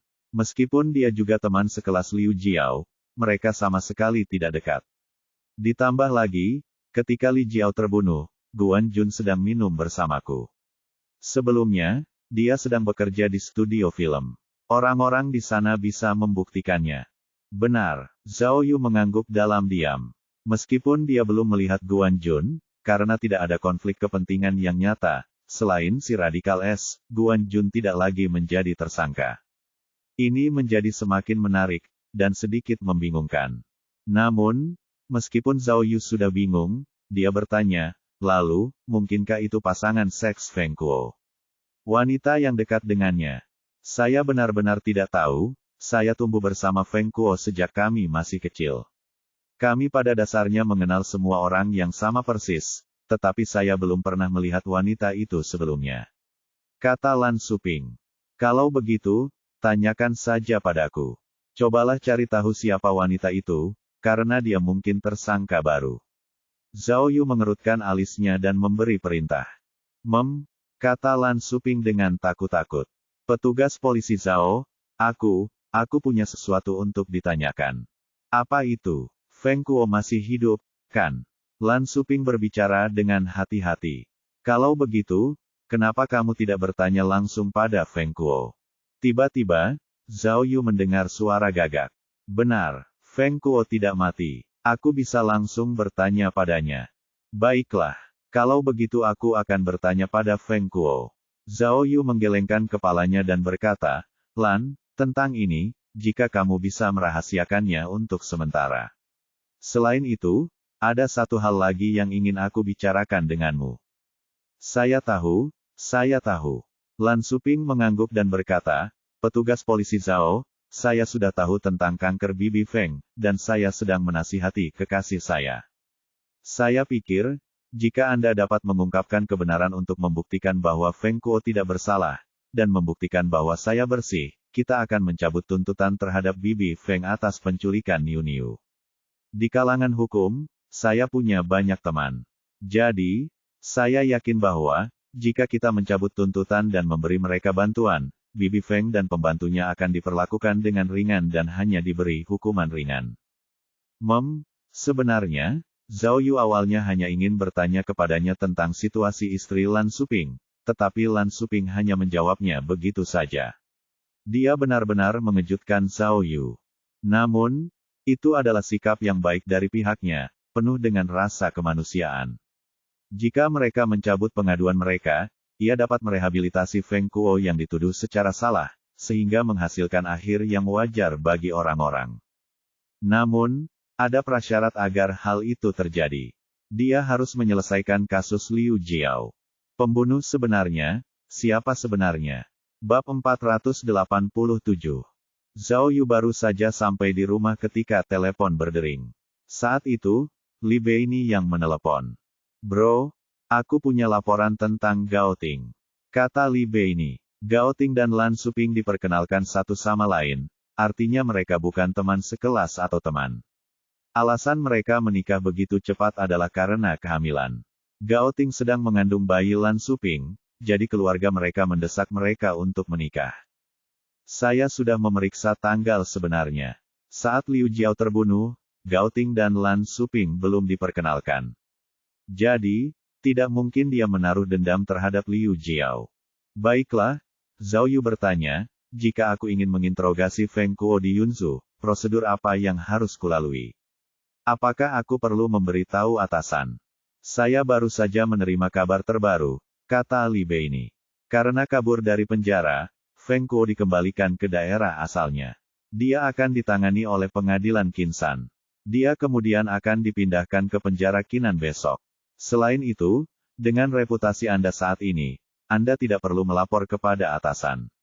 Sampai pemindahan Feng Kuo selesai, Anda cukup membuat janji temu. Saya akan mengawasi ini dan membuat janji temu untuk Anda. Baiklah. Kemudian, Zhao Yu memberitahu Li Beini tentang penemuannya hari itu. Ketika Li Beini mendengarnya, dia juga merasa bahwa wanita yang baru ditemukan itu mencurigakan. Seperti yang terlihat di tempat kejadian perkara pembunuhan Liu Jiao, pembunuhnya jelas brutal dan marah, jadi kemungkinan bahwa itu adalah kejahatan karena nafsu sangat tinggi. Terutama jika wanita itu menyukai Feng Kuo, pasti ada kemungkinan dia telah membunuh Liu Jiao. Oleh karena itu, karena urgensi, dia tahu dia harus segera menemukan wanita ini. Selama dia bisa menginterogasi Feng Kuo, dia seharusnya bisa segera mengetahui situasinya. Setelah meletakkan telepon, Zhao Yu menghapus nama Gao Ting dari daftar tersangka di papan tulis. Lagi pula, sekarang setelah Liu Beini memastikan bahwa Gao Ting tidak mengenal mereka, kecurigaan itu tentu saja hilang. Selain itu, tidak mungkin Gao Ting menyelinap ke rumah Feng Kuo untuk menjebaknya. Dan terakhir, tidak ada kata radikal S dalam kata Gao. Mendesah. Zhao Yu melihat tersangka yang tersisa di papan tulis. Dari Xiao Zhen hingga Lan Suping, dari Guan Jun hingga Gao Ting, tersangka awal mereka telah disingkirkan. Dari apa yang dilihatnya, hanya wanita misterius yang dekat dengan Feng Kuo yang masih menjadi orang yang menarik. Akan tetapi, meskipun sekarang ada tersangka baru, Zhao Yu merasa bahwa kasus tersebut masih penuh dengan kontradiksi. Misalnya, jika wanita itu benar-benar membunuh Liu Jiao untuk mendapatkan Feng Kuo, mengapa dia kemudian menjebak Feng Kuo atas pembunuhan tersebut? Namun, karena wanita itu dekat dengan Feng Kuo, dia mungkin bisa menyelinap ke kamar tidur Feng Kuo untuk menjebaknya. Tapi, jika motifnya karena cinta, itu tetap tidak masuk akal. Mungkinkah dia punya alasan lain? Zhao Yu mengalami sakit kepala.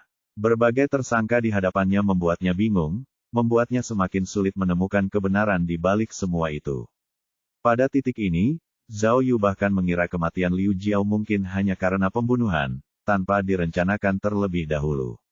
Ia bahkan mempertimbangkan kemungkinan itu adalah bunuh diri. Sistem mungkin khawatir kepala Zhao Yu akan meledak, karena sistem dengan cepat mengirimkan pemberitahuan akhir petualangan ajaib yang menghentikan imajinasinya yang aneh. Sistem memberitahu Zhao Yu bahwa tingkat penyelesaian petualangan ajaib adalah 83% dan bahwa ia telah mendapatkan GPS tak terlihat. Mungkinkah ini benar? Tiba-tiba mendapat hasil seperti itu, Zhao Yu merasa kecewa. Secara teori, perang sepeda motornya malam sebelumnya dan kerja keras penyelidikan hari itu seharusnya tidak menghasilkan tingkat penyelesaian yang rendah. Itu tidak mungkin benar. Memikirkannya, Zhao Yu tiba-tiba mengerti sesuatu. Dia berjalan ke depan papan tulis dan melihat informasi dengan saksama. Dia kemudian menyadari bahwa itu adalah heksagram, gen, hari itu, tetapi tingkat penyelesaiannya rendah. Apakah itu? Itu menandakan bahwa dia menyelidiki dengan pendekatan yang salah. Sebenarnya, ketika Zhao Yu pertama kali menyelidiki kasus Liu Jiao, dia merasa telah mengabaikan sesuatu. Kemudian, dia ingat bahwa dia tampaknya terlalu khawatir mencari tersangka. Saat dia mengalihkan perhatiannya pada tersangka, dia mengabaikan hal lain yang sangat penting. Zhao Yu menempelkan kedua tangannya di sisi papan tulis, membungkuk, dan mulai memeriksa informasi lagi. Tersangka, saksi, mayat, tempat kejadian perkara, radikal S. Saat dia sedang melihat, perhatiannya tiba-tiba tertarik oleh salah satu foto. Di foto itu ada senjata pembunuh, belati tajam. Setelah melihat belati itu, Zhao Yu tertegun oleh sebuah kenyataan. Ia tiba-tiba menyadari bahwa senjata itu kemungkinan besar adalah benda yang telah ia abaikan.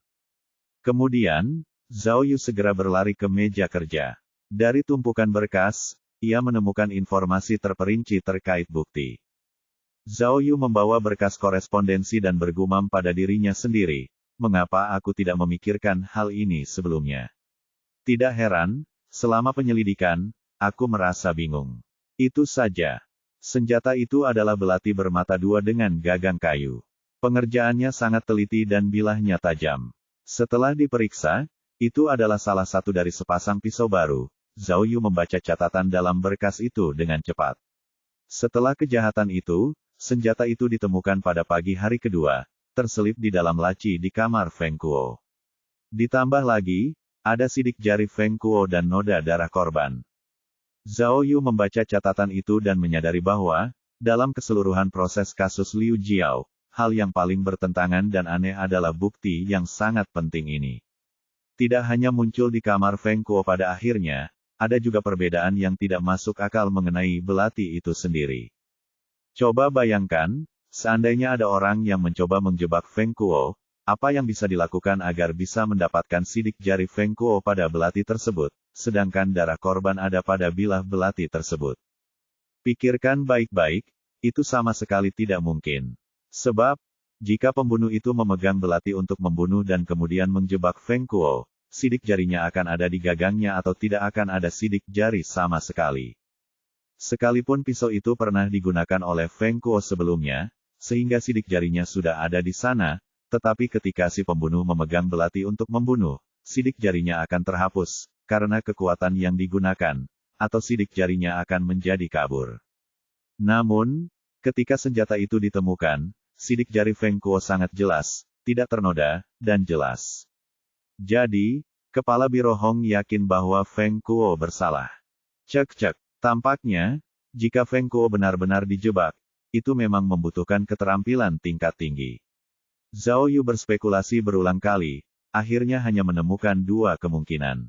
Pertama, setelah pembunuh selesai membunuh, ia menyuruh Feng Kuo memegang pisau, yang menjelaskan mengapa sidik jarinya ditemukan. Kedua, pembunuh memegang pisau saat ia membunuh orang tersebut. Namun, kedua spekulasi itu jelas tidak valid.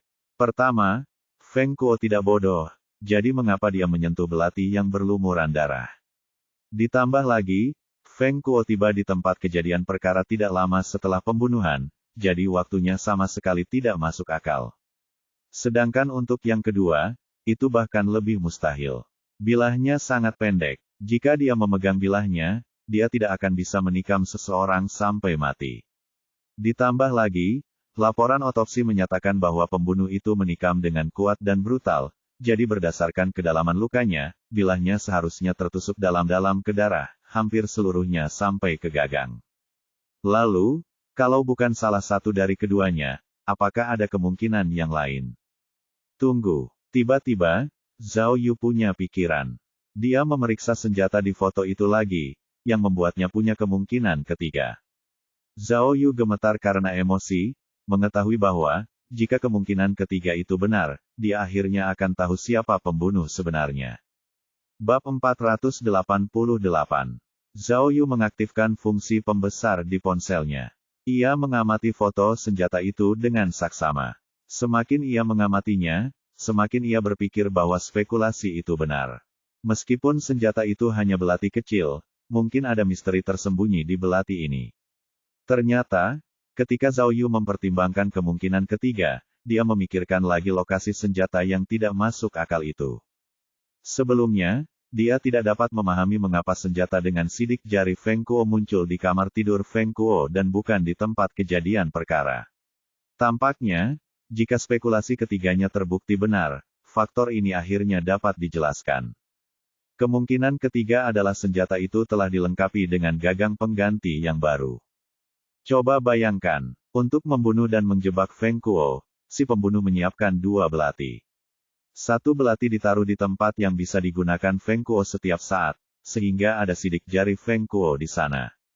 Sementara itu, belati lainnya digunakan untuk membunuh Liu Jiao. Malam itu, si pembunuh sangat mengetahui jadwal Feng Kuo, jadi setelah dia menikam Liu Jiao hingga tewas dengan belati kedua, dia kembali ke kamar Feng Kuo untuk menukar kedua gagangnya. Dengan begitu, senjata itu bisa saja berlumuran darah korban, begitu pula sidik jari Feng Kuo. Sempurna. Zhao Yu bisa merasakan adrenalin mengalir deras di tubuhnya, karena dia sangat bersemangat. Dia merasa bahwa dia benar-benar menemukan titik krusial dari kasus ini sekarang. Jadi, dia terus menyempurnakan detailnya. Karena butuh waktu untuk mengganti gagangnya, si pembunuh tidak dapat menyelesaikannya di tempat kejadian. Jadi kemungkinan besar dia membawanya kembali ke kamar tidur Feng Kuo untuk melakukan bagian terakhir yang dibutuhkan untuk pembuatan rangka. Zhao Yu segera mencari informasi tentang gagangnya. Menurut internet, gagang yang normal direkatkan 2 kali menggunakan paku dan lem super. Namun, begitu lemnya menggumpal, bahkan setelah pakunya dicabut, gagangnya tidak akan mudah dilepas. Selain itu, mencabut paku membutuhkan keterampilan tinggi dan peralatan profesional. Orang yang tidak berpengalaman akan merasa lebih sulit lagi. Jantung Zhao Yu berdebar kencang, dan dia sangat gembira. Dia tahu dia semakin dekat.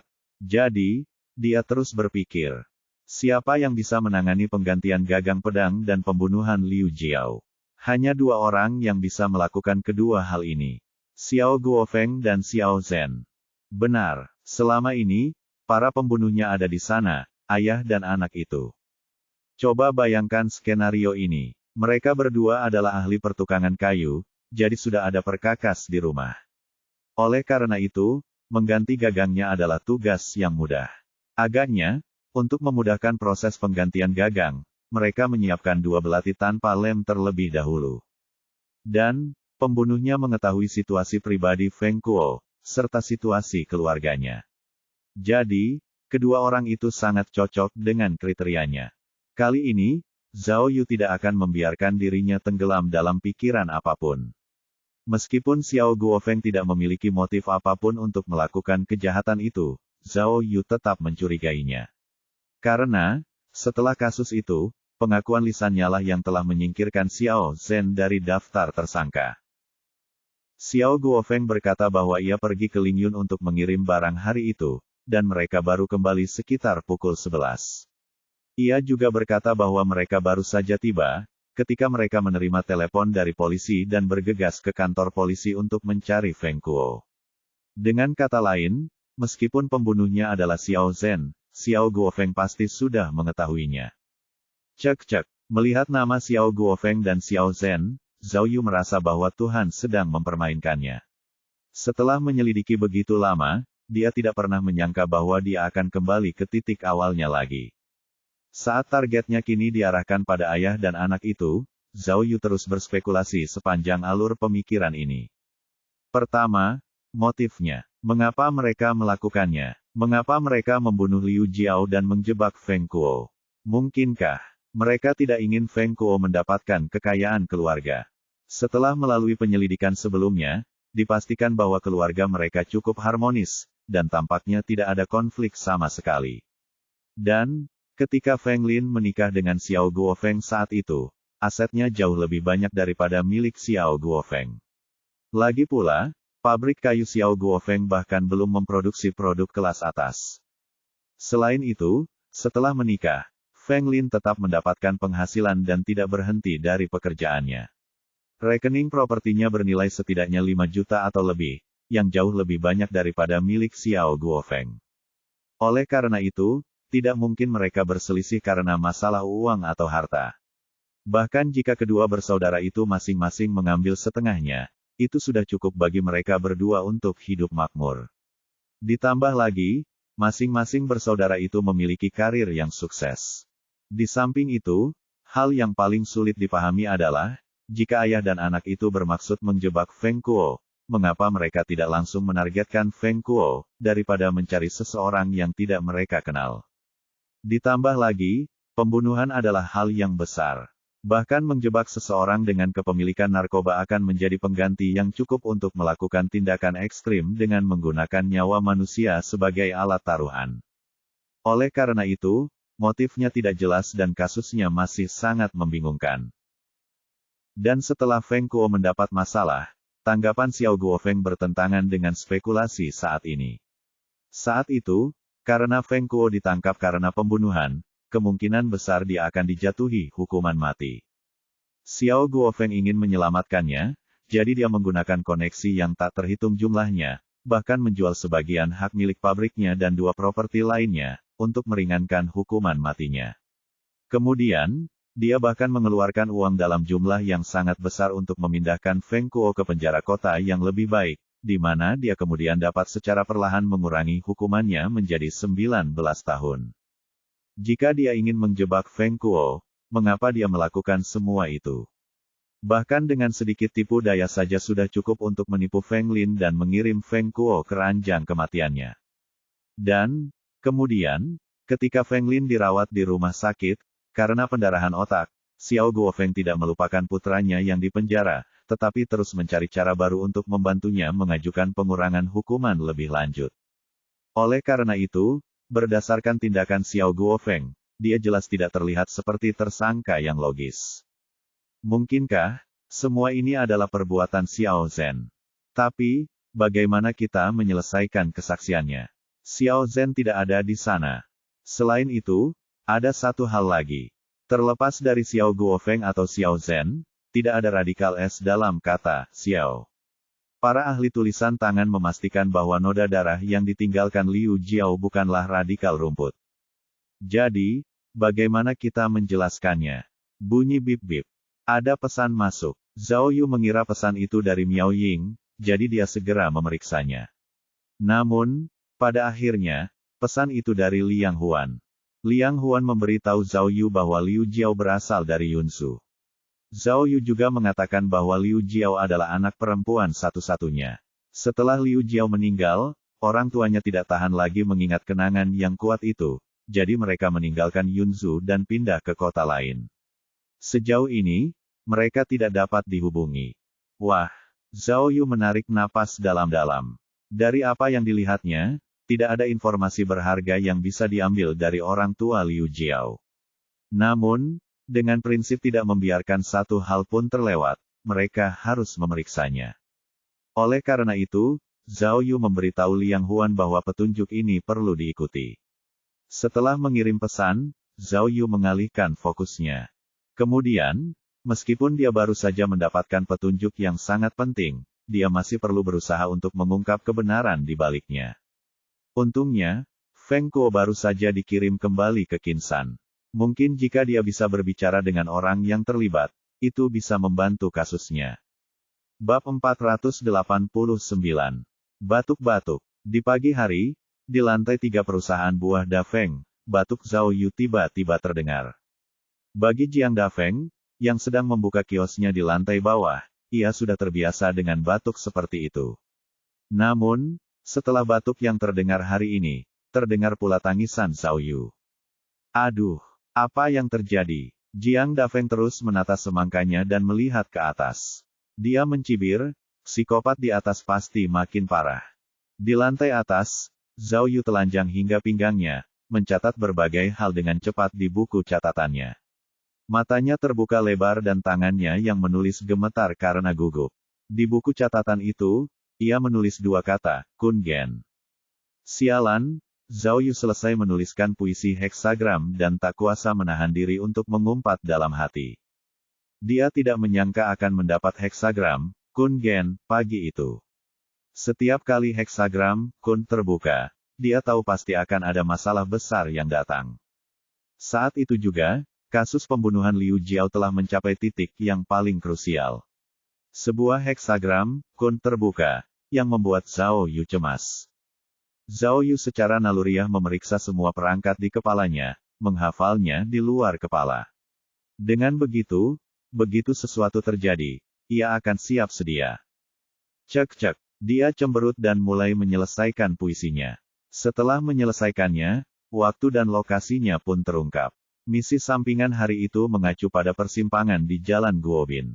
Zhao Yu mengukur peta dengan saksama, menyadari bahwa lokasinya berada di sebuah rumah sakit gigi di kota itu. Waktu yang ditunjukkan adalah tahun 1803. Kemudian, Zhao Yu membuka kunci ponselnya untuk memeriksa pesan Li Bei ini. Li Bei ini telah membuat reservasi agar dia dapat menginterogasi Feng Kuo. Jadwalnya adalah pukul 3 sore. Penjara Qinan terletak di daerah selatan Qinsan, sedangkan rumah sakit gigi berada di daerah utara Qinsan. Tampaknya, seperti biasa, dua petualangan ajaib itu tidak berhubungan sama sekali. Untungnya, jeda waktunya sangat lama. Itu berarti, jika dia menginterogasi Feng Kuo terlebih dahulu, dia masih punya banyak waktu untuk sampai ke rumah sakit gigi. Akan tetapi, karena masalah utama harus diselesaikan pada sore hari, Zhao Yu datang ke unit untuk bekerja pagi-pagi sekali, menghabiskan seluruh pagi di kantor polisi. Selama bekerja, selain tugas hariannya, Zhao Yu membahas Feng Kuo dengan Li Beini dan Liang Huan. Ketika Zhao Yu memberitahu mereka tentang spekulasi mengenai senjata itu, mereka berdua terkejut dan mengalihkan perhatian mereka kepada ayah dan anak itu. Liang Huan menyarankan agar mereka mengambil bukti dari cabang moyang untuk melakukan pemeriksaan kedua. Dia tahu bahwa teknologinya akan lebih maju dibandingkan dengan 10 tahun yang lalu, dan bahwa mereka mungkin dapat menemukan petunjuk baru dari bukti-bukti itu. Li Bei ini sedang mempertimbangkan apakah mereka bisa yakin bahwa ayah dan anak Xiao adalah pembunuh yang sebenarnya. Dia juga bertanya-tanya tindakan apa yang perlu mereka ambil untuk membuat mereka mengakui kesalahan mereka. Karena sudah bertahun-tahun berlalu, kecuali mereka dapat menemukan bukti yang jelas dan pasti, atau pasangan itu membuat pengakuan yang jujur, akan sulit untuk menghukum mereka atas pembunuhan.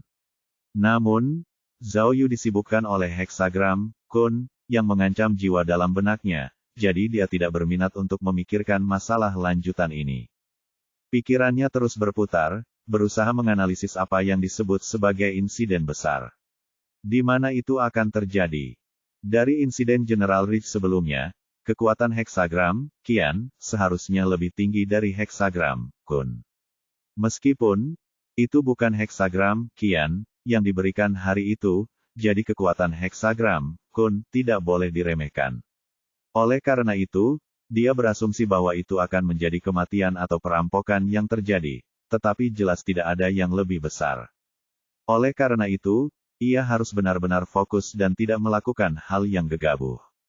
Namun, meskipun Zhao Yu memeras otaknya, ia tetap tidak dapat memahami bagaimana bisa ada masalah yang begitu serius dalam kasus Liu Jiao. Apakah Feng Kuo mencoba melarikan diri dari penjara untuk kedua kalinya? Atau, mungkin seseorang mencoba membunuh Feng Kuo. Mungkin mereka tidak ingin dia kembali ke Qinsan hidup-hidup. Jika salah satu skenario ini menjadi kenyataan, bisa saja dibuat menjadi film Hollywood. Meskipun dia diliputi keraguan dan kekhawatiran, dia masih memiliki hal-hal yang harus ditangani. Sudah hampir waktunya untuk janji temu sore harinya, jadi Zhao Yu mengendarai mobil Land Rover-nya ke penjara Qinan. Ketika Zhao Yu tiba, ada seseorang yang sedang menginterogasi Feng Kuo di ruang interogasi. Zhao Yu menunggu di luar pintu selama beberapa menit. Ketika interogasi berakhir, pintu didorong terbuka. Ada 3 polisi berseragam yang keluar. Pemimpinnya tidak lain adalah wakil kapten tim investigasi kriminal kota, Wang Shengyao. Ketika mereka keluar, Zhao Yu ingin masuk. Jadi, mereka tak terhindarkan bertemu satu sama lain. Hei, kau lagi. Wang Shengyao tampak terguncang, karena ia tidak menyangka akan bertemu Zhao Yu di sana. Terakhir kali mereka bertemu adalah ketika mereka menyelidiki kasus mayat tersembunyi di bank cabang Rongyang. Saat itu, Wang Shengyao memimpin tim elit yang dikalahkan oleh tim Zhao Yu dan Miao Ying. Pada akhirnya, mereka tidak memecahkan kasus tersebut, tetapi malah pingsan dalam asap anestesi. Setelah bencana seperti itu, mereka telah kehilangan semua prestise mereka dan benar-benar didiskreditkan. Wang Shengyao mengira Zhao Yu pastilah orang yang melemparkan asap bius itu kepada mereka, tetapi dia tidak punya bukti apapun. Jadi, dia hanya bisa tersenyum dan menerimanya. Namun, dia menyimpan dendam di dalam hatinya. Begitu musuh bertemu, mereka menjadi marah. Wang Shengyao melihat bahwa itu adalah Zhao Yu, alisnya tiba-tiba terangkat dan dia bertanya dengan arogan, "Untuk apa kamu di sini?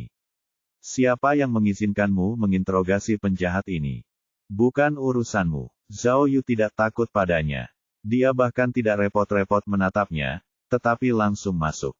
"Kamu," Wang Shengyao tercengang. Dia tidak menyangka Zhao Yu akan bersikap begitu biadab. Dia segera menghalangi jalan Zhao Yu dengan bahunya dan berteriak, "Zhao Yu, aku bertanya padamu. Kenapa kau masuk? Feng Kuo adalah penjahat kita. Tanpa izinku, tidak ada orang lain yang bisa menginterogasinya." Zhao Yu menatapnya dengan tatapan mematikan. Dia masuk dan berkata, "Berhentilah mencari masalah. Aku akan menginterogasi siapapun yang aku mau. Sekarang belum giliranmu untuk membuat keributan." Seorang polisi kriminal, yang berada di belakang Wang Shengyao, tidak mengenal Zhao Yu. Yang dia lihat hanyalah bahwa orang ini bahkan tidak menghormati wakil kapten, jadi dia tiba-tiba berteriak, "Siapa kamu? Beraninya kamu berbicara kepada Kapten Wang seperti ini?" Zhao Yu melirik sekilas dan melihat orang itu bersikap sombong. Dia menduga orang itu pasti sering menindas orang lain, semua itu berkat dukungan orang yang berkuasa di belakangnya. "Zhao Yu, jangan kira kau bisa memecahkan beberapa kasus dan kemudian bisa terbang ke langit karenanya," teriak Wang Shengyao dengan tidak senang. "Sudah kubilang, di mataku, kau bahkan bukan kentut bau." PF. Tepat saat Wang Shengyao selesai mengatakan ini, Zhao Yu benar-benar kentut. Tidak seorang pun tahu apakah itu disengaja atau tidak. Bagaimanapun, kentutnya cukup keras dan membuat Wang Shengyao dan timnya merasa sangat malu dan canggung. "Maaf, perutku tidak enak badan beberapa hari ini." "Hehe." Zhao Yu mencondongkan kepalanya ke satu sisi dan berkata, "Kapten Wang, aku berbeda denganmu. Aku memperlakukanmu seperti kentut, aku tidak sengaja mengeluarkanmu." "Wahaha." Zhao Yu tertawa meremehkan, seperti seorang psikopat. Wang Shengyao tersipu malu. Sejak mulai bekerja, Wang Shengyao telah melihat polisi dan gangster, tetapi dia belum pernah melihat kombinasi keduanya seperti Zhao Yu. Tiba-tiba dia bingung harus berbuat apa. Polisi kriminal di samping berlari ke depan, ingin mencengkeram kerah Zhao Yu. Namun, Zhao Yu mencengkeram lengan Wang Shengyao dan mengayunkannya. Dia menjatuhkan orang itu tepat pada waktunya. "Zhao Yu." Wang Shengyao segera berbalik dan berteriak, "Apa yang ingin kamu lakukan?" "Apa yang sedang kulakukan?" Zhao Yu mengangkat tinjunya dan berkata dengan santai, "Ingatanmu sangat buruk. Apakah kau lupa tentang 3 pukulan yang kau berikan pada Miao Ying, saat kau kalah dari kami terakhir kali? Mengapa aku tidak membantu ketua tim Miao untuk mengembalikannya padamu?" Perkataan Zhao Yu langsung menusuk tepat ke titik lemah Wang Shengyao. "Zhao Yu." Wang Shengyao menunjuk hidung Zhao Yu dan ingin memaki-maki dia. Namun, Zhao Yu tiba-tiba mengaktifkan penguat tak kasat mata dan berteriak pada mereka bertiga, "Pergi." Suara gemuruh itu tiba-tiba diperkuat 100 kali lipat oleh amplifier, seperti ledakan gelombang suara. Tiba-tiba terbentuk gelombang kejut dan mengguncang mereka bertiga. Wang Shengyao yang memimpin jalan pun panik dan terjatuh ke tanah. Karena gelombang suara yang dihasilkan sangat kuat, ia belum sempat bangkit dari tanah, tetapi malah menutup telinganya dengan kedua tangan. Raungan Zhao Yu yang menggetarkan bumi membuat Wang Shengyao dan timnya ketakutan, menyebabkan wajah mereka menjadi pucat. Setelah raungan itu berhenti, mereka bertiga masih menutup telinga dan menatap Zhao Yu dengan ketakutan. Zhao Yu mengacungkan 2 jari tengahnya kepada mereka berdua dan berbalik untuk mendorong pintu agar terbuka. Kemudian, dia berjalan ke ruang interogasi dengan anggun. Bab 490. Dasar brengsek. Zhao Yu mengangkat tinjunya ke udara ke arah Feng Kuo, yang sedang duduk di kursi interogasi. Dia berteriak dengan marah, "Aku sudah bersusah payah, tapi kau pantas menerima ini. Pak Polisi, maafkan saya." Feng Kuo, yang mengenakan seragam penjara, meminta maaf. Kumisnya tumbuh dan tampak tidak terawat. Dia sudah kehilangan ketampanannya. Ternyata, alasan mengapa Zhao Yu begitu marah adalah karena dia bertanya kepada Feng Kuo tentang wanita misterius tadi. Namun, Feng Kuo memutar matanya dan menjawab, "Polisi, wanita mana yang sedang kamu bicarakan?" Jawaban itu mengungkapkan karakter dasar Feng Kuo.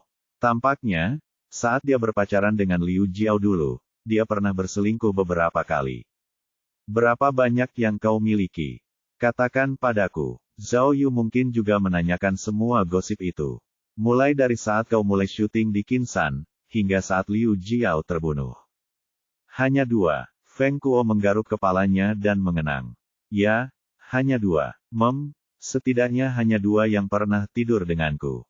Apa-apaan ini? Zhao Yu tersipu malu. Jadi, itu berarti kamu sudah berciuman cukup banyak. Kamu bahkan belum menjadi selebriti. Bermain game. Saat itu aku masih muda, dan aku penasaran, Feng Kuo menjelaskan.